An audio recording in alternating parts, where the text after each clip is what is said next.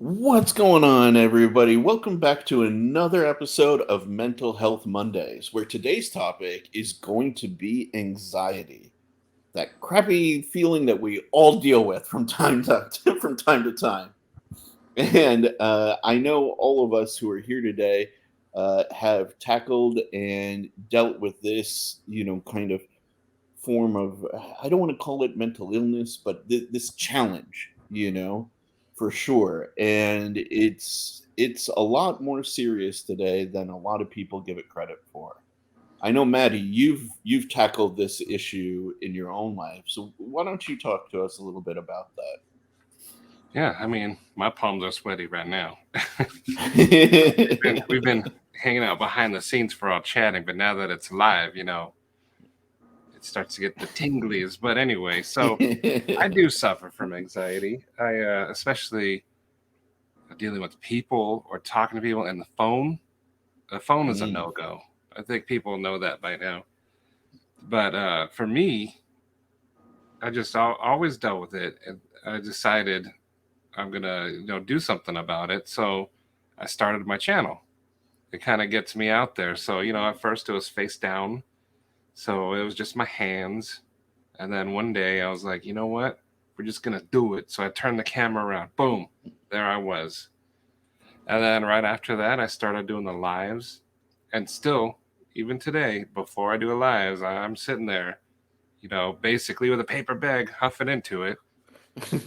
Still get super nervous. And like if I'm on a live by myself, like I start to panic. I'm like, oh no. But then you see the comments and people are like, "Oh, you're doing good. It's okay." And it makes you feel a little better. But still deep yeah. inside it's like but It's I an mean, interesting part of lives, by the way, is like, like it's an interesting part because like if you're public speaking, you don't get that instant feedback. And it's kind of nice. It helps like settle your nerves to hear from the people in the chat that like it's yeah, okay, bro, you're doing good, yeah, you got this. It definitely helps. I greatly appreciate it. I still panic. But dealing with anxiety is going to be an ongoing thing. Oh I yeah. do take some medication, but it's still going to be a thing probably for a long time, but it's getting better every time I Yeah. hit that go live button. And, Oh yeah. here we have our guest, Mr. Cole, last name, who has kind of a similar story. Why don't you take it away, buddy? Let's see. Stage is yours. Okay. So my name's Cole. I've been dealing with anxiety and depression pretty much my whole life. I didn't realize that's what it was when I was younger. Um, I hadn't even heard the term anxiety, you know, aside from just in a general sense, not in a clinical sense, before I was like 18 or 20, somewhere around there. Mhm. Um, But that's when I first started going into the hospital for panic attacks. Where, Mhm. of course, I thought they were heart attacks or strokes or whatever it was at the time. And it's it's been something from even before that stage. I was managing completely incorrectly. Um, Mm. of course, alcohol was my main Yep. escape. It gave me relief from that feeling, so that's what I ran towards. Um, and that was obviously not a healthy way to deal with it, which I've seen later in life. But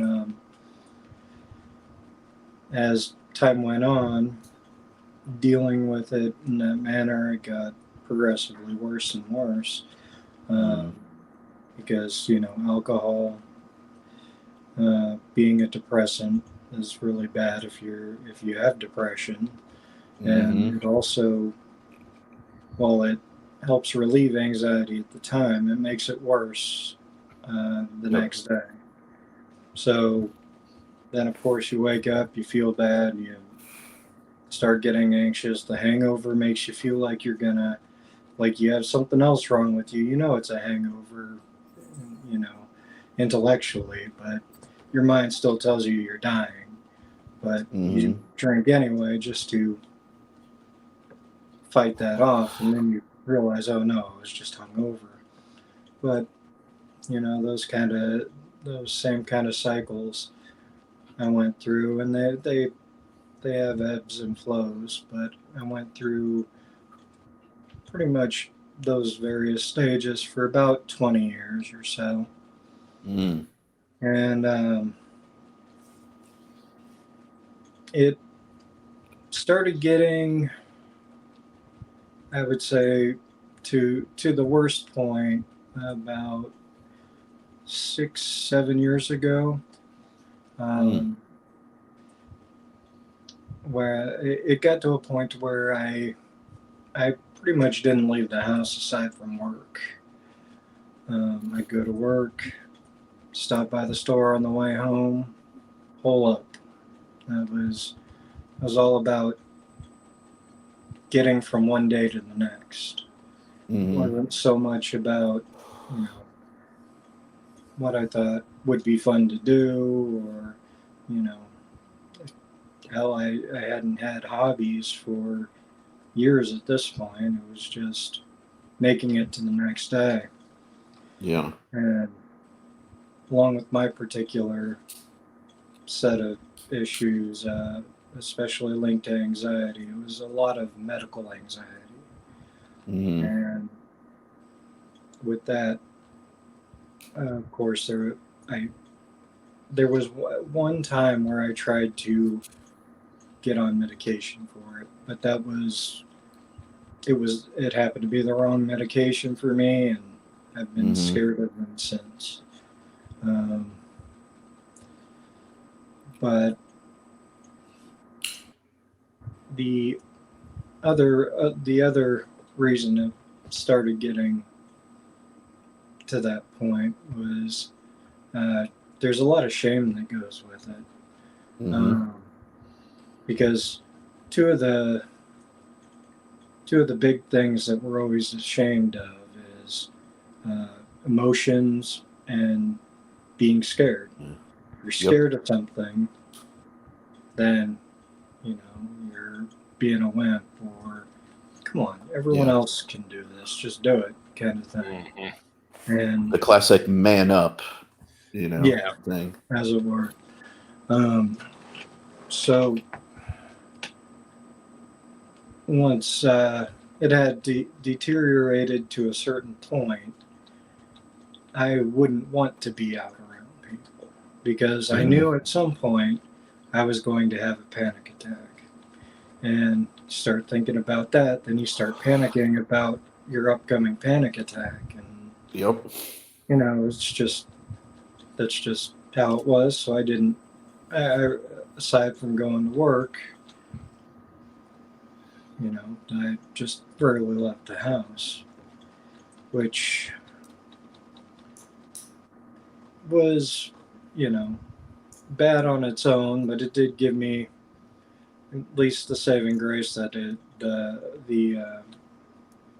I didn't have any opportunities for DUIs or causing wrecks because I wasn't Yeah. out and about. Uh, Even to this day, like driving is a big panic trigger for me. Mm. Being on the road in general, um, I'm still trying to get to a point to where I can drive, on the pseudo highway near my house. But anyway, uh, after few more years like that, um, I started having fairly severe health problems. Mm. Um, but of course, going to the doctor means they're going to find something, means I'm going to die. So I didn't. Um, every time I get scared of what was happening to me, I would drink more, even though I knew that was likely the cause. Hmm. Um, and it got to the point, and it kept going that way until I started losing feeling in my legs. Oh wow. And at that point, uh, I lived upstairs. So basically, I had to get out and get to the hospital while I still could. Eventually, by the time I got there and I was done waiting to be admitted, I couldn't even stand up on my own anymore. Damn. I had a pretty bad cirrhosis going on, and Mm. that caused other issues like I couldn't eat properly, so I was severely malnourished, which caused some nerve damage. I have some fairly bad neuropathy. Uh, Mm. a year after that, even it took about a year to stop using a walker after I got out of there. Uh, but I'm probably going to be using a cane for the rest of my life at least. Um, but yeah, that like everything that was like the end of that whole era because now alcohol was taken away. That was it. That was my only coping mechanism at that point. Yeah. And I was told if you continue to drink, you'll be dead before the end of the year. Damn. And so I went through all the withdrawals. That was not a happy period. No, that's brutal. I had really really bad anger issues for the first 2 years probably. Yeah. Where usually I'd have to, you know, again hold myself up, but this time just because I would snap at people for no damn good reason. Hmm. I'm starting to come out of that, but That's a part of the withdrawal process a lot of people don't discuss is that you have this lingering since like it's almost out of your control like sensation of anger that persists after you just you feel withdraw like a from raw something. exposed nerve constantly, Yep. and everything trips it like. And if you get something in your head that something was a slight or something, and Hmm. you just can't let it go. Like, well, I don't know. That might just be me, but No, no, you're that was my experience too. well, anyway. So that was the end of that era. So I ended up. Uh, well, I'm on disability nowadays Mm. because I have issues with my hands and my legs. But I ended up leaving the the city I was in because I needed to be closer to family because I couldn't really take care of myself, Mm. especially for that first year, you know, using a walker and everything. Yeah. Um, but after I got to where I can kind of get around myself, I started um, looking into different groups and uh, first one I went to was AA. Nice. But the the biggest thing that I found from initially from that group and then later through some mental health and addiction dual diagnosis groups that I'm in Mm. is that regularly um, talking to people and sharing and being open about this stuff, Mm. um, it really helps kind of keep the sanity. Um, I it's still kind of boggles my mind how I was able to keep it to myself for 20 years. Mm-hmm. Um, now I pretty much tell anyone at the drop of a hat, like, yeah, I'm an alcoholic. What's up? I Yeah. was so ashamed of it for so long, but it never did me any good to hide it. Mm-hmm. And now I figure, anyone else, if they're going through something, I'll want them to ask me. I won't have an answer for them, but I can at least tell them some things that help me Mm-hmm. dealing with it. Um, Sometimes that's all you need is to hear another person's story. Yeah. yeah, definitely. And one of the things that I kind of surprised me is, you go in, you're expecting to, you know, be pretty embarrassed about, admitting these parts of yourself to complete strangers. Um, but usually when you're in this kind of company, they're more embarrassed about their own stuff. They don't even care. Um, you know, Yeah. it's not that they don't care. They don't think of it in terms of like, oh wow, you were really fucked up. They think of it Yeah. more like comparing it to their own experience, and then the more people that go through and share, the less embarrassed everyone is, because Mm-hmm. we've all had horrible. Uh, we all have something that a lot of people would consider embarrassing, but in in like-minded company like that, it's the stigma's gone. You don't have Yep. to worry Yeah. about judgment for stuff like that. Well Um, said. I like what you just said, that, like, everybody's got something that other people would consider embarrassing, Yep. you know?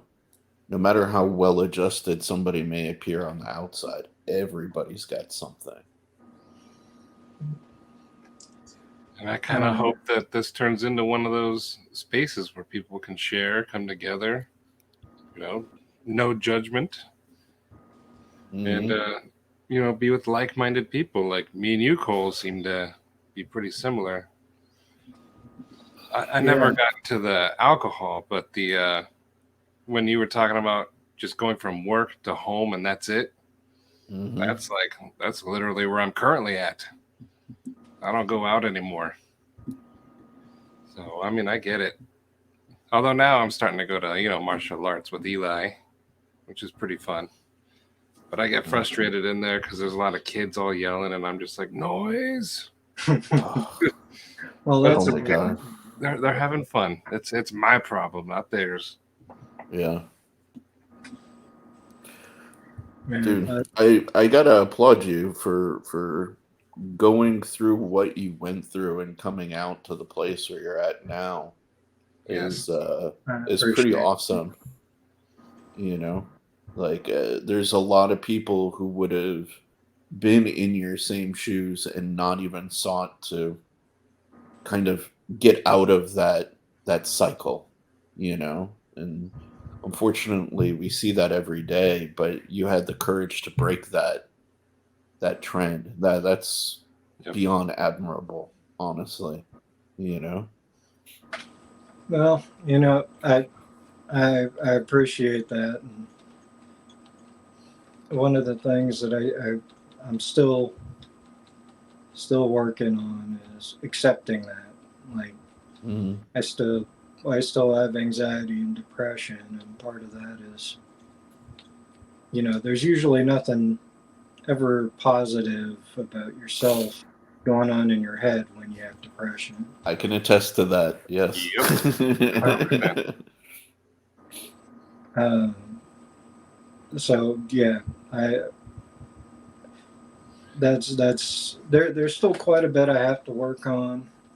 That's part of it. Um, and there's different methods that I've been looking into. Mm, One of which is, getting back into hobbies that I loved. So, hence, I got back into knife stuff. nice. Started working on digital art. Um, And you're very good at it too. Thank you. Yeah. Which is that's basically kind of my equivalent of meditation, because I can't just Yeah. meditate because the anxiety. I The can't. brain keeps running. My head won't sit still long enough. Yeah. But I can usually pay attention just enough when I'm doing some of the, you know, more boring parts of shading and stuff like that, Hmm. that I can kind of get to a nice balance of zoning out and paying attention. Yeah. And that's helped me quite a bit since getting out of the hospital. Um, Hell yeah. I yeah, think that's a very excellent idea. One reason I started the knives too. I knew I liked them, so I wanted to make it a hobby. So Uh, it's an excellent start. And then your art, like you were saying, all those little details is what keeps you focused. hmm. Yeah, absolutely. I think you're doing a lot of good steps there. Yeah, dude. trying to. Yeah. I'm trying to get more into the cognitive behavioral therapy as well. Um, Not all of it, because not all of it will work for me, and that's usually Yeah. the case for any mental illness. Yeah. Um, Hmm. the part that speaks to me the most with that is recognizing when you're having negative thoughts, and then Yep. taking a moment to identify it and then change it, even if you don't believe it yourself, but changing it, Yeah. saying no, I can't say that. This is how I have to think, Yeah. and doing that as often as you can is supposed to help create a pattern of thinking. Yep. And so far, I think it has helped at least a bit, and anything more than nothing is acceptable for me. Yeah. No, I used to get so I have my own tangles with anxiety and depression, and one of the techniques that I found when I get really like negative mental kind of, so like I don't have an internal monologue, right? Like some people have this internal monologue of like, oh, I got to do this and then I got to do that. Da, da, da, da, da. No, my internal monologue only comes out when it's got something negative to tell me. Like, oh, you're a piece of garbage. Oh, this is whatever. You're going to get on this plane and it's going to go down on flames, like things like that, right? Um, and the best way I found for tackling that is to almost engage it like talking to another person, to be like, no, you're wrong. And I'll almost even say it out loud, kind of like, I feel a little crazy sometimes, but like I'll sit there and I'll be like, no, you're wrong. This will be okay. I will be okay. I'm doing all right. I'm making the progress that I should. And that's significantly helped me with dealing with like negative manifestations in my own brain, you know? That's a So good idea. hopefully. I should start doing that during my lives. Like if someone hops off and it's just me, I'm like, Yeah. okay. Yeah. But like Cole was saying earlier, how in your head it's always telling you doing bad. It's good to Hmm. have people around you though to tell you you're doing good. Mm. But So that's part of the challenge with depression is that you hear that, but you don't want to accept it. You don't. It's hard to believe that that feedback is true and they're not just saying it to kind of like stroke your ego. Like Yeah. you don't internalize it, But you Cole know? said he's working on accepting it. Yes. So I'm just gonna keep chucking it towards him, and he It's can work on true. accepting it. I know I need it. Like I said, when people are Yeah. like, "You're doing a good job," that stuff helps tremendously. Hmm. Sometimes you need to hear it. Absolutely. Absolutely. And I don't know if you guys are interested, but I'll share a little bit. I've had my own struggles with anxiety like my whole life, and for me, it started in high school. I was not good in. I've never been very comfortable in like crowds and rooms full of people. Just in general, doesn't matter if it was like at a sport, like a game or an event. I start getting very anxious. I start looking for threats. I want to put my back to a wall, and kind of like watch, and I don't know where it came from. You know, I'll even tell you one of my earliest anxiety triggers came from when I was a child, and our neighbor would bang on the floor because we were on the ground floor, and anytime I made noise as a child, the neighbor upstairs would like stomp on the floor. And even to this day, if I hear loud stomping or loud like hitting, on like in a room that I'm in, my first go to is to grab a weapon of some sort. Even to this day, I have that trigger and I haven't been able to like overcome that. Um, but one of the first ways that I addressed kind of like being in rooms full of people was like I forced myself to get into debate in high school. So that forced me to be in front of a room full of people and publicly speak and have that all that attention and that all those eyes focused on me. I Mhm. hate that. To this day, I'm not a fan of it, but I'm way more comfortable with it than a lot of people because I've done it now for at least the last decade, no, maybe like 15 years of my life, you know? Um, and I still get nervous, jittery, like literally up until that moment when I start speaking. And then it just, okay, I'm in that state of just talking, right? So then that kind of settled down that, and then I went into like my college program, and I've talked to Maddie about this, and I've talked about it in my live streams. But my college program was insane. Um, Essentially, for 7 years, it was 100-hour work weeks. We wouldn't sleep on average 2 to 3 nights a week to get all of our work done.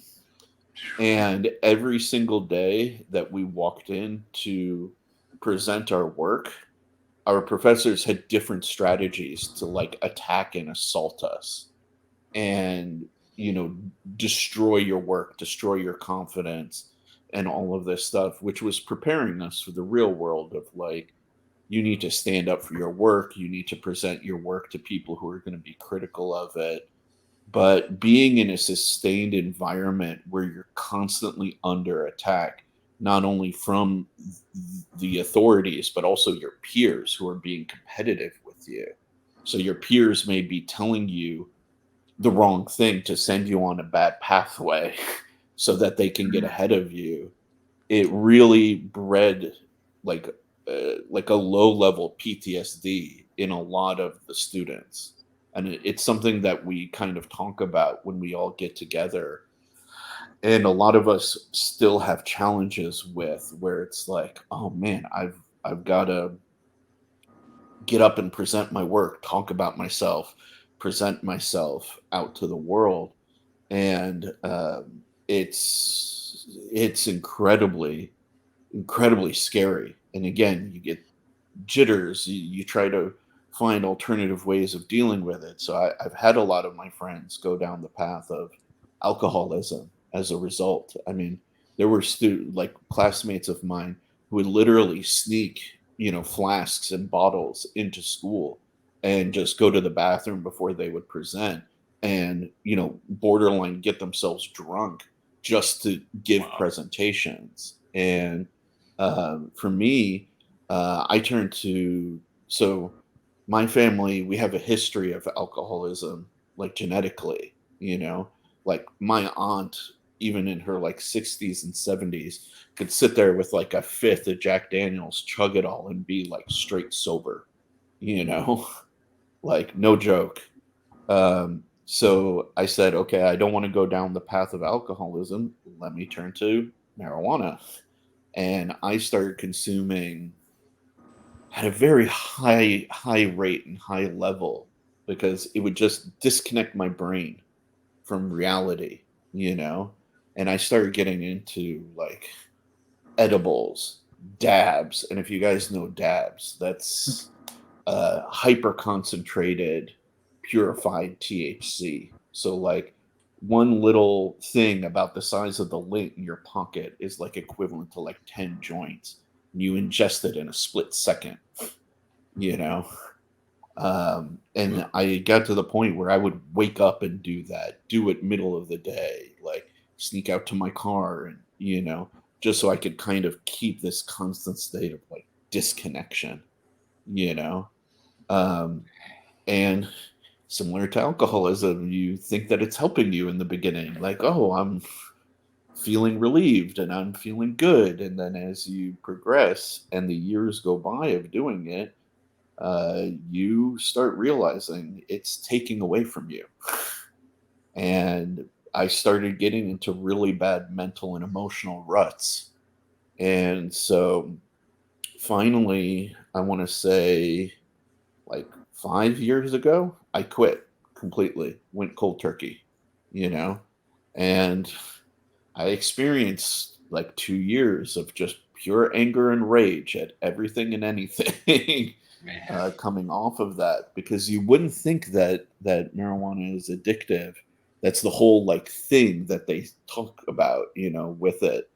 But when you're consuming it at the level that I was, my body was not producing cannabinoids anymore. That's usually what you trigger uh, for the sensation of being high and all of this stuff. And so all of a sudden, I didn't have that thing that balanced my system out, and my body was not happy with me. I would get flop sweats. I lost my appetite for something like 2 months. I couldn't eat. I would get like stomach pains, like shooting pains in my stomach anytime I had food, like anything like that. And it was an unpleasant time to say the least, and I didn't expect it to come with something like weed. You know what I mean? Like, Yeah. it's supposed to be this benign hippie drug, and not something serious. But again, like, I took it to that level. you know um and what's really funny is, like, around 2018, my first business completely failed, and I had was coming off of the weed and all of that stuff, and yeah, I had panic attacks that were so bad that landed me in the ER. Like, I one day I was visiting a friend, and I literally was driving home, and I got to the threshold of getting on the highway to go to my house, and I physically couldn't turn my car onto the highway. Like, my entire body like seized up, and I started shaking, and my heart rate started just like going out of control. And I called my friend, and I was like, I don't know what's wrong with me. Like, I feel like I'm dying, you know? And yeah, there's funny pictures of me and my friend from the ER at that time. And they just said, everything looks normal with you. I think you just had an extreme panic attack, you know? Luckily, my friends let me crash on their couch for about a week, and then finally I was able to go home. And part of what I realized I was having anxiety about was like the failure of my business and going and packaging and taking care of all of my failure that was waiting for me back at my apartment, you know. And that threw me into a depressive tailspin for, I want to say, like a good year. And it was the knife community and designing knives that kind of pulled me out of it. I said, I need to get into a new hobby. I need to get in back into something that I love. And I remember, like, shit, I always really liked knives, and I had to stop carrying them back when I started school. Let's see where things are at nowadays. And that started me down the process, and you know now I'm this lovable sweet guy that I am today. Yes, you are, But Sharif. but without finding an alternative and like a way out, like I I I I didn't see a future for myself, really. And it's funny, like I can honestly say that, like, what Cole said earlier is fundamentally true. Everybody who knew me, like, people in my personal life, avoid giving me compliments or saying nice things to me because I present myself as having like a good ego, like a good sense of self, and they're like, "Oh, he's got it. He's doing all right." But inside, I was crumbling. Like I would sit with my dog, like clutching her in tears because, like, I just I felt life was pointless at that point, and living to take care of her was all I had. And everybody would be like, "Oh yeah, there's Sharif. He's doing good. He's funny, whatever. But everybody has something that they consider embarrassing, and I never talked about it. I never brought it up to anybody. I never told anybody I was struggling. You know, so I if think I that's a common theme. yeah, Everybody has a struggle, but nobody talks about it. it's part of being a man, unfortunately, nowadays. And even how, like, here's the thing. I'm not pro sort of like wussification. Like, you should be a dude who is strong and reliable, but you can also be a strong, reliable guy, but also be open and talk about this stuff. And Yep. like, my dad is a perfect example of that. Like, I'm lucky I have him as an example in my life where he was the authority in my life. He was the tough guy. He was all of those things, but he'll sit you and pull you aside and be like, "Are you all right? What's going on with you? Do you want to talk about this?" And breach those subjects with you. You know, just Good man. uh, I wish I would have learned to do the same things earlier. you know, but anyways, that's my little experience. You know, I think a lot of people can relate to it. I yeah, mean, in COVID, I lost my business as well. I did occupational therapy, home health. And so I yeah. went from going to see patients at their house to nothing. And all my Okay. income went, "Whew." And Yep. now we're Yeah. paying off all the credit cards we lived off of. And that's a huge cause of anxiety. But Oh yeah. we're working on it. So, but I get it. Those Yeah. feelings of hopelessness right there. Yeah. How am I going to pay rent?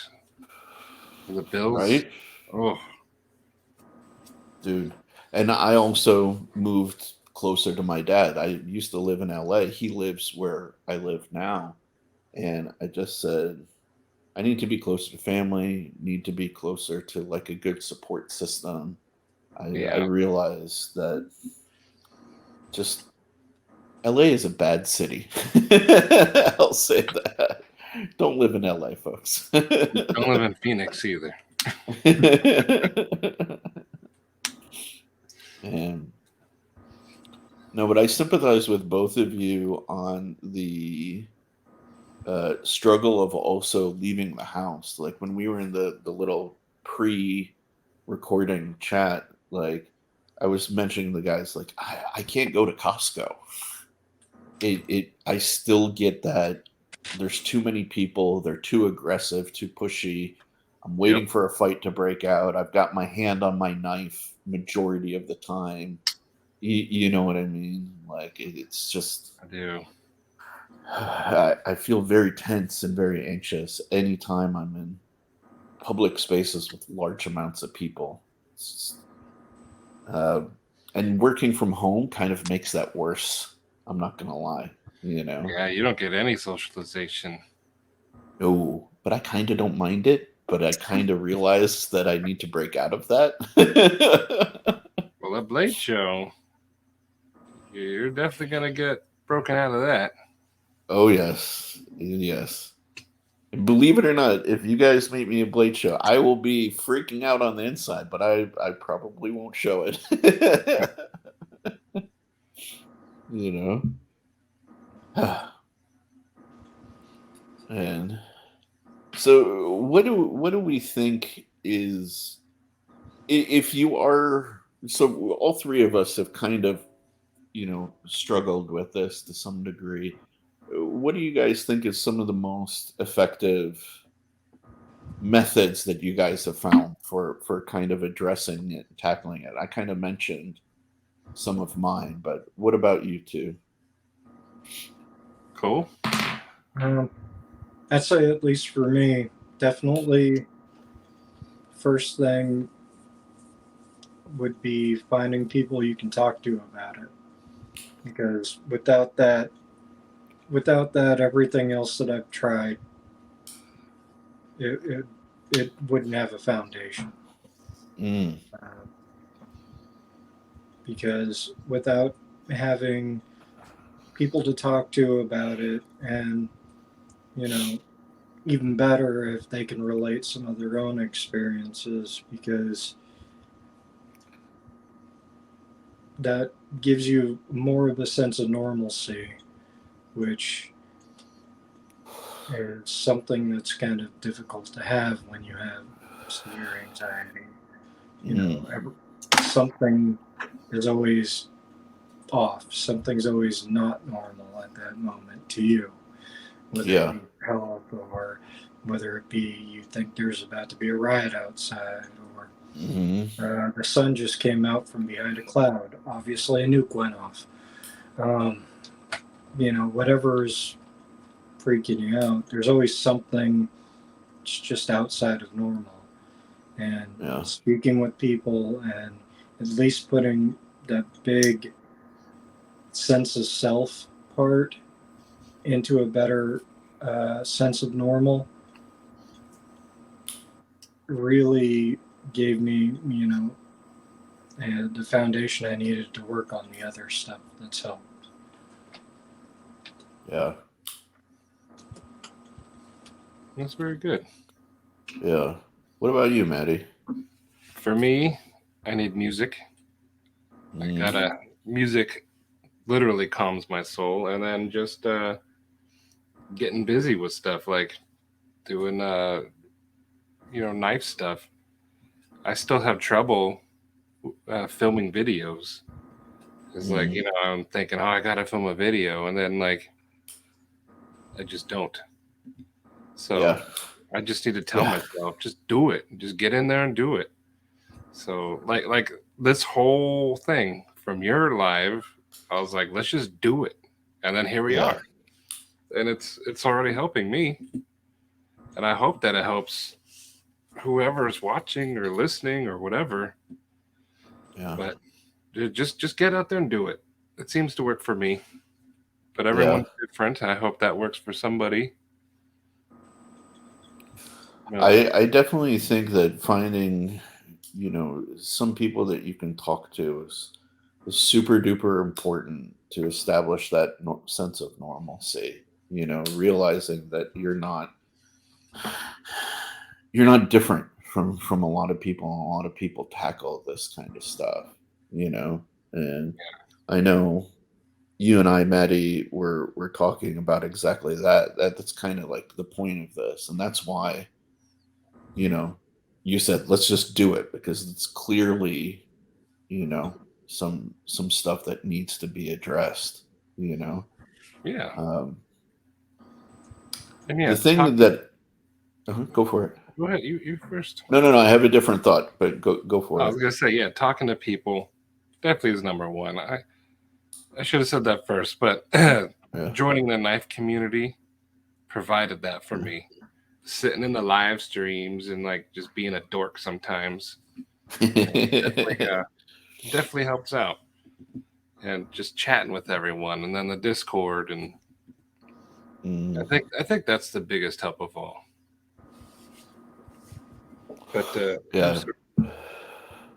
I was gonna say, like, I've always been really curious about the source of anxiety in all of us, because like some of it is environmental stimuli, like I was kind of talking about with like my childhood with that banging noise, like that clearly as a kid encoded some degree of threat to me in my mind. And so I prepare for action with that perceived threat. Right.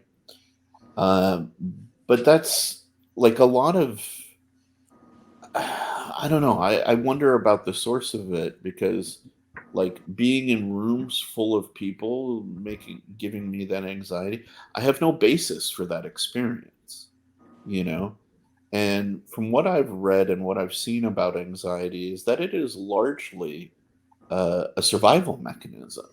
We become hyper attuned to our world in an attempt to survive it, and we see all of these potential threats around us. So we get anxious because it's like when you see like a herd of animals just kind of looking up and watching for the tiger or the lion that's going to hunt them. It's about like herd survival.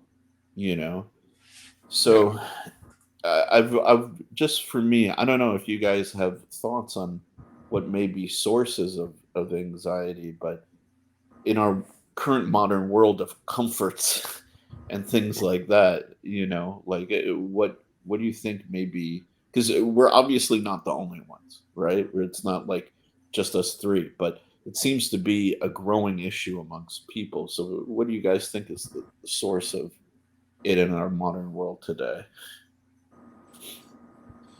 Cole, do you have any thoughts?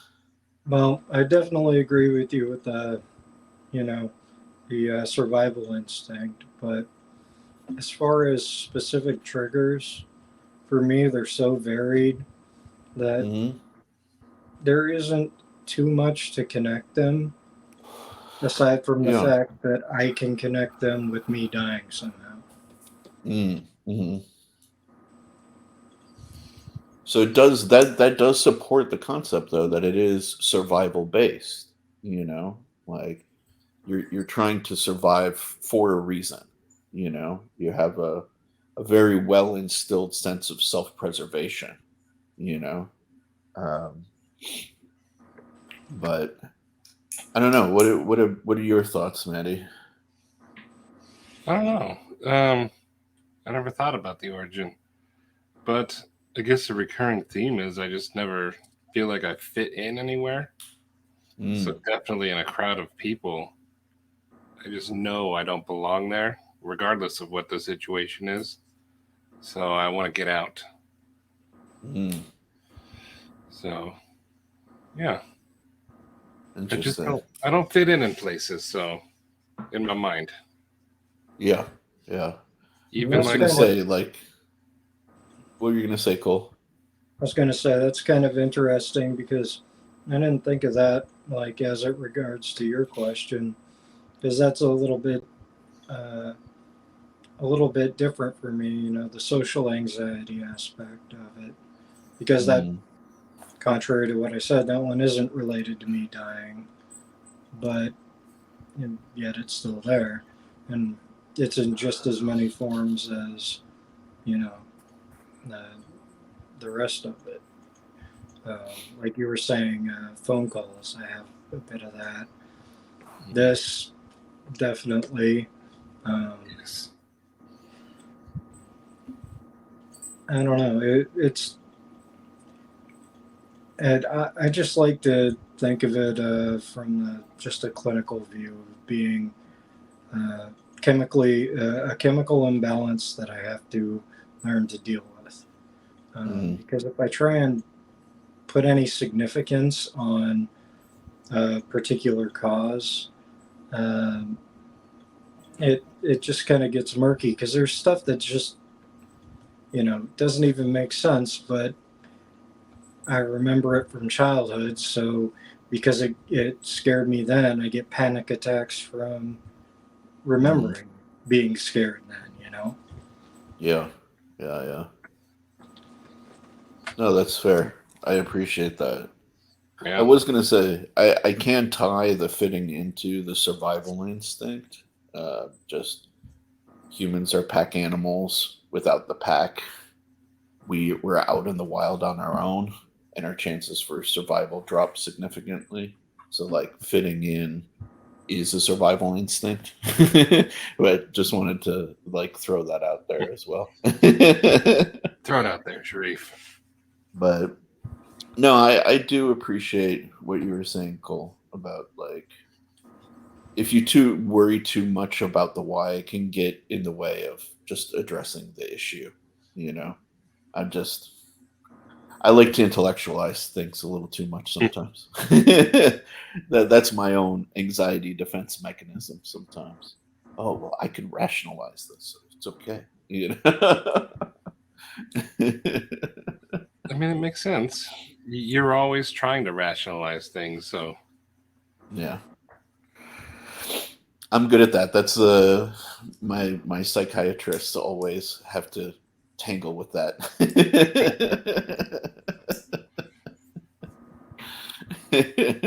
well, should we wrap this up, gentlemen? I think so. I think Cole, so. Yep. Cole, thank you for coming on, buddy. I Yeah. know it I took a appreciate lot it. of guts. You kind of warmed up with that live stream the other night with no camera, but today you did it. You had your camera on. You're here. I debated that up until the last second. Well, I'm glad Dude. you did. You did excellent. Yeah. I appreciate you sharing your story, and I know we're not done with it.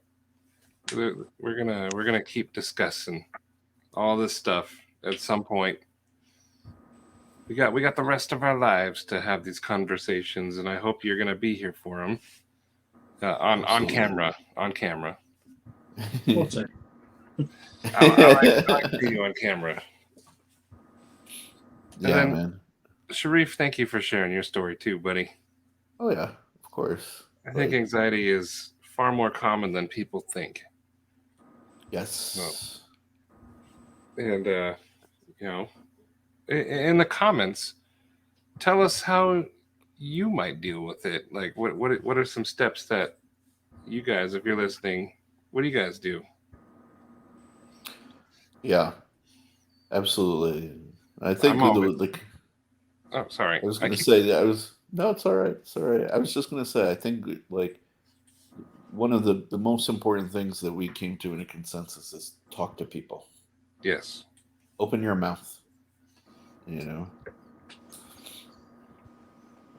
but definitely let us know what kind of solutions you guys have found down in the comments below, and if you have recommendations of groups or any sort of services that can benefit people, please don't be afraid to shout them out or link them in the comments below. Hmm. Absolutely. And if you would like to come on and share your story or talk about anything at all, leave us a message and we'll have you on. I think it's a awesome thing that everyone's doing. And Cole was our first guest Yeah, tonight. dude. Hats off to you, man. Really, You for did being the fantastic. first and doing it with the face cam, bro. Like Yeah, that's awesome. this is a big win. We'll see Yeah. how long I have to recover after this, but it was a good experience. Hopefully Good. not too long. Just go flick some knives and play some video games or something. I like to do video games. Yeah. Yeah, I like to play those myself. See, Sharif, would you like to outro us? You're pretty good at it. Yeah, absolutely. Thank you everybody for joining us, and we appreciate you kind of sticking around for the conversation. We all agree that this is a significant issue.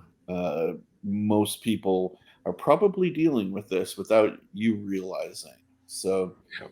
uh, be supportive, be a friend, check on the people in your lives, and make sure they're doing all right. Offer an ear if you can spare the time, and please, again, don't forget to like the video, drop a comment below, and subscribe if you're new here. We're going to try and do this as a recurring series every week. And this is not, as Maddie said, the last time we're going to tackle this issue. So if you have a story to share, you want to have a dialogue about this, by all means, reach out. Peace.